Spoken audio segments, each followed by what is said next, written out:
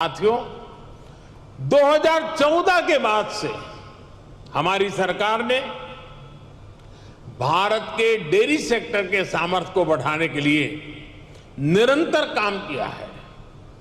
आज इसका परिणाम मिल्क प्रोडक्शन से लेकर किसानों की बड़ी आय में भी नजर आ रहा है। 2014 में भारत में 146 मिलियन टन दूध का उत्पादन होता था।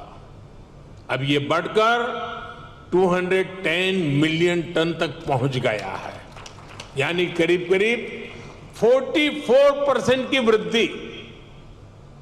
आज पूरे विश्व में मिल्क प्रोडक्शन 2% की रफ्तार से बढ़ रहा है, जबकि भारत में इसकी रफ्तार 6% से भी ज्यादा है। भारत में दूध की पर कैपिटा अवेलेबिलिटी पूरे विश्व के औसत से कहीं ज्यादा है। बीते 3-4 वर्षों में ही भारत के छोटे किसानों ने बैंक खातों में हमारी सरकार ने करीब 2 लाख करोड़ रुपए सीधे ट्रांसफर किए हैं। इसका बहुत बड़ा हिस्सा डेयरी सेक्टर से जुड़े किसानों के खातों में भी आया है। साथियों, आज हमारा फोकस देश में एक संतुलित डेयरी इकोसिस्टम के निर्माण पर है।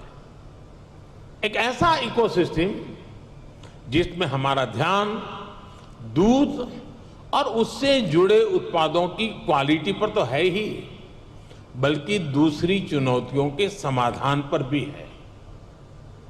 किसान को अतिरिक्त आय, गरीब का सशक्तिकरण, स्वच्छता, केमिकल फ्री खेती, क्लीन एनर्जी और पशुओं की केयर, ये सभी आपस में जुड़े हुए हैं।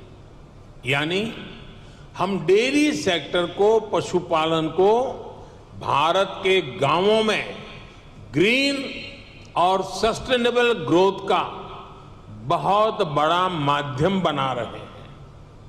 राष्ट्रीय गोकुल मिशन, गोवर्धन योजना, डेयरी सेक्टर का डिजिटाइजेशन और पशुओं का यूनिवर्सल वैक्सीनेशन, इसी दिशा में हो रहे प्रयास है।